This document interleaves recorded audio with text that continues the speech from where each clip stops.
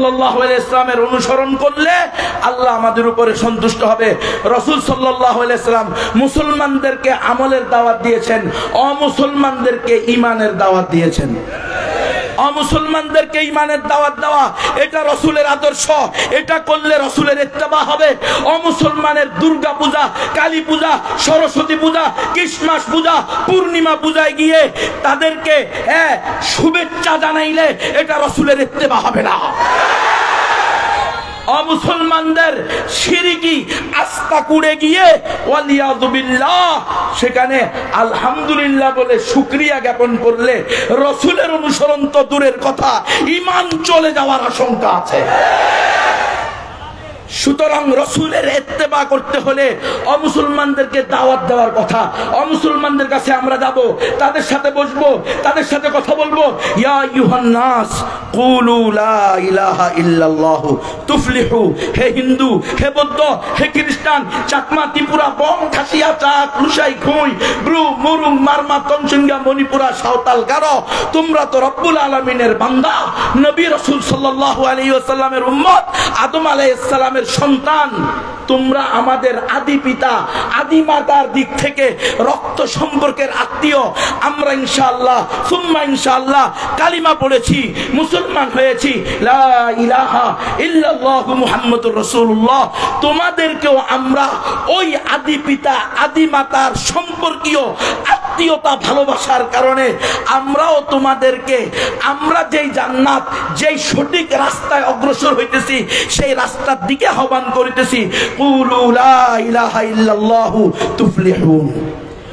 এই দাওয়াত দেওয়া হইতেছে না, দাওয়াত দেওয়া হইতেছে আপনারা যেন বুক ফুলিয়ে দুর্গা পূজা পালন করবে, এটা বলা হইতেছে। নাউযু বিল্লাহি মিন যালিক। আজকে দুর্গা পূজা, কালী পূজা, বিভিন্ন পূজায় গিয়ে হিন্দু নারী পুরুষের কীর্তন, নাচ গান দেখা হইতেছে। নাম মৌলানা সাহেব, নাম শেখুল হাদিস সাহেব, নাম ধর্ম উপদেষ্টা আফম খালেদ সাহেব।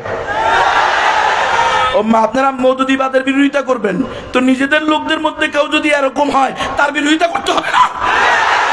আমরা যেমনি ভাবে ফ্যাসিস্ট শেখ হাসিনার বিরোধিতা করেছি, আমেরিকার বিরোধিতা করব। আমরা ইন্ডিয়ার বিরোধিতা করেছি, আমরা আন্তর্জাতিক শত্রুর চোখে চোখ রেখে কথা বলেছি, আমরা জাতীয় শত্রুর চোখে চোখ রেখে কথা বলবো। আমরা কুরআন সুন্নাহর অপপক্ষে দেওয়ালাকেও ছেড়ে কথা বলবো না।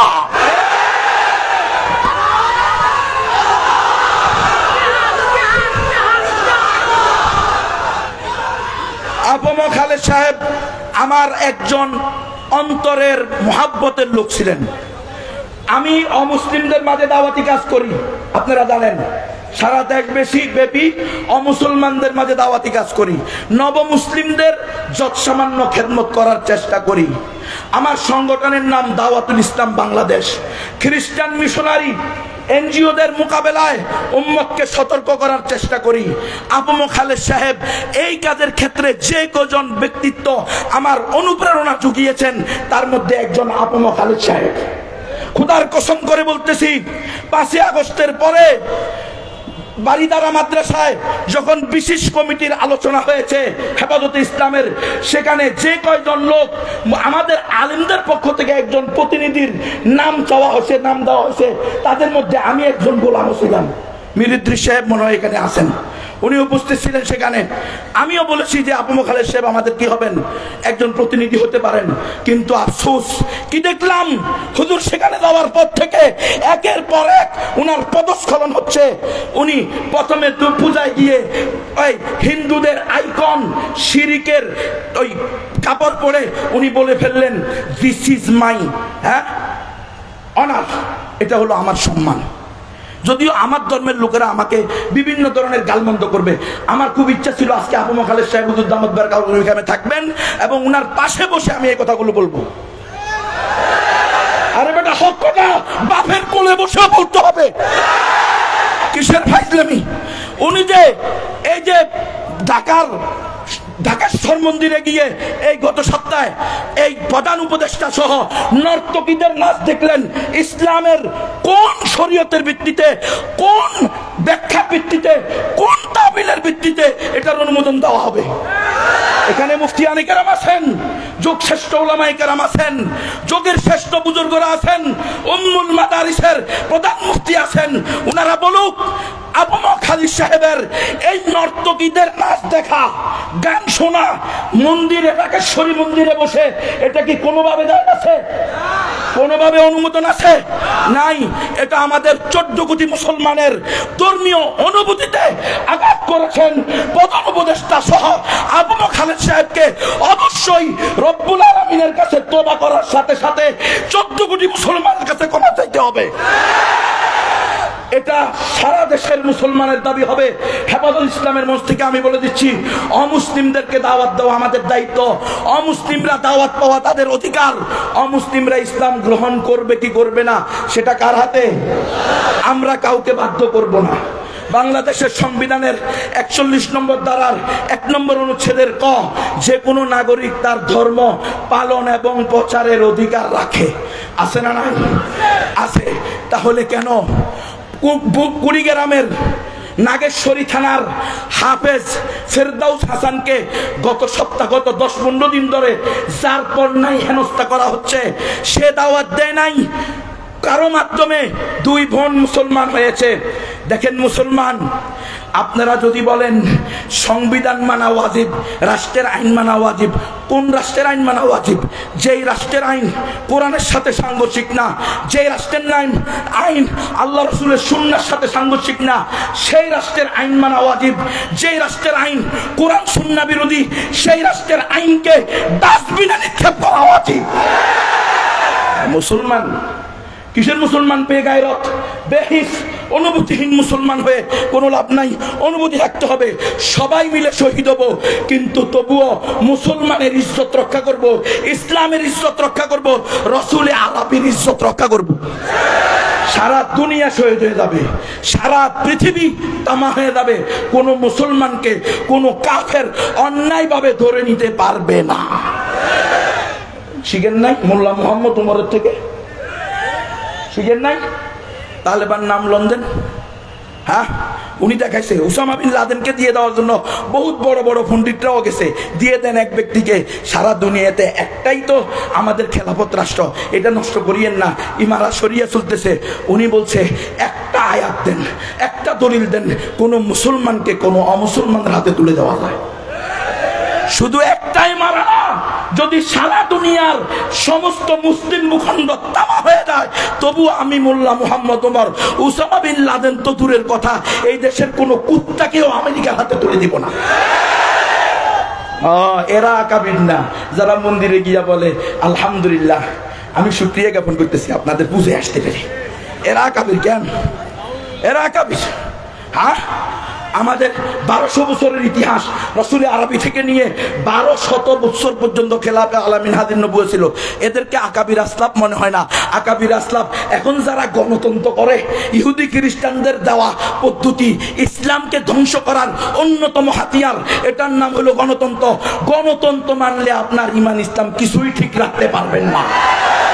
আজকে এই ফেরদাউস হাসানকে নাগেশ্বরীর সাধারণ একজন হাফেজ সাহেব, সে বড় কোনো আলেমও না, তার বাড়িতে টিন খুলে তার যে ঘেরাও আছে, বাড়ির চতুর্দিকে পর্দার জন্য যে ঘেরাও দিয়েছে, সেই টিন খুলে রাতের অন্ধকারে পুলিশ এবং উগ্র হিন্দুত্ববাদী সন্ত্রাসী ইসকনের সদস্যরা তার বাড়িতে গিয়ে তার স্ত্রীর, তার মায়ের পর্দা খুলে ফেলছে। তাদের পর্দা লঙ্ঘন করে দরজায় লাথি দিয়ে দরজা ভেঙে ঘরে ঢুকেছে। হে হেফাজতে ইসলামের নেতৃবর্গ, হে বাংলাদেশের উলামা সমাজ, আল্লাহর কাছে জবাবদিহিতা করতে হবে। আপনাদের মনে নাই এক মুসলিম বোনের ওয়া মুতাসিমার আহ্বানে হাজ্জাজ বিন ইউসুফ এক সিন্ধু বিষয় করেছে? আজকে কেন হাফেজ ফেরদাউসের মায়ের কান্না, হাফেজ ফেরদাউসের স্ত্রীর কান্না আপনার কর্ণবহরে ঢুকে না? কেন হেফাজত ইসলাম থেকে সেখানে পদক্ষেপ নেওয়া হচ্ছে না? কেন দেশের ইসলামী উলামায়ে কেরাম যারা নিজেদেরকে মনে করেন, দাবি করেন, উম্মতকে বলেন আমরা কিছু না কিছু হলে তো করতে পারবো, তো কই করলেন? আপনারা তো কিছুই করলেন না। আপনাদের তো ক্ষমতা আছে, দল আছে, দেশব্যাপী আপনাদের সংগঠন আছে, তাহলে কেন আমার ভাই হাফেজ ফেরদাউস হাসানের মায়ের পর্দা লঙ্ঘন হবে? কেন তার স্ত্রীর পর্দা লঙ্ঘন হবে? কেন তার ঘরের দরজা ওই ইসকনের সদস্যরা, ওই সন্ত্রাসী পুলিশ আর ওই সন্ত্রাসী ইসকন দুই গ্রুপ মিলে কেন অন্যায়ভাবে ঘরে ঢুকবে? সেখানে উলামায়ে কেরামের তত্ত্বাবধানে যখন বসা হয়েছে, আমার ভাই মাওলানা আতাউর রহমান বিক্রমপুরী বহুত বড় একজন সাহসী ব্যক্তি, সব ব্যাপারে যে আমি তার সাথে একমত এমন না, কিন্তু তার এই যে সাহসিকতা, হিম্মত, এটা আমার কাছে ভালো লেগেছে। সে চলে গেছে সেখানে, পুলিশ কয় আতাউর রহমান বিক্রমপুরীর সাথে আমরা বসবো না। কেন? কারণ আতাউর রহমান বিক্রমপুরী তো এমন ম্যাগনেট, ওই জালেমরা তার প্রশ্নের উত্তরই দিতে পারবে না, এই জন্য আতাউর রহমান বিক্রমপুরীর সাথে বসবে না। কয় সমস্যা হলো আমাদের এলাকার, আমরা দেখব এই বেটা সমস্যা তোমাদের এলাকার মানি, মুসলমানের সমস্যা পৃথিবীর যেখানে হবে, মুসলমান শক্তি সামর্থ্য থাকলে সেখানে গিয়ে হুঙ্কার দিবে। এটা হলো ইসলামের দাবি, এটা হলো উম্মাহ কনসেপ্ট। মিল্লাত আবিকুম ইব্রাহিম হুয়া সাম্মাকুমুল মুসলিমিন। আমরা মুসলমান, আফগানিস্তানের মুসলমানও আমার ভাই, আরাকানের মুসলমানও আমার ভাই, কাশ্মীরের মুসলমানও আমার ভাই, ফিলিস্তিনের মুসলমানও আমার ভাই। শুধু ফিলিস্তিনে হামলা হইলে সারা দেশের মুসলমানের উপরে জিহাদ ফরজ হয়। কে? যখন আরাকানে হামলা হয়েছে তখন জিহাদ ফরজ হয় নাই? হ্যাঁ, ফতুয়া দুই রকম হবে কেন? ফতুয়া সব জামায় একরকম হবে। ফিলিস্তিন যেই কারণে, ফিলিস্তিনে হামলা হওয়ার কারণে জিহাদ ফরজ হয়েছে, একই কারণে আরো বহু বছর পূর্বে আরাকানে হামলা হওয়ার কারণে জিহাদ ফরজ হয়েছে। কথা সব পরিষ্কার রাখতে হবে। আমরা অবিলম্বে এই হাফেজ ফেরদাউসের মায়ের সাথে যে অন্যায় করা হয়েছে, তার বোনের সাথে যে অন্যায় করা হয়েছে, হাফেজ ফেরদাউসের সাথে যে অন্যায় করা হয়েছে, অনতিবিলম্বে প্রশাসনকে আমরা বলবো তাড়াতাড়ি মামলা নেন। আপনারা মামলা নিচ্ছেন না, আপনারা দুমুখ নীতি গ্রহণ করতেছেন। আপনারা ইসকনের সাথে আসছেন কিভাবে?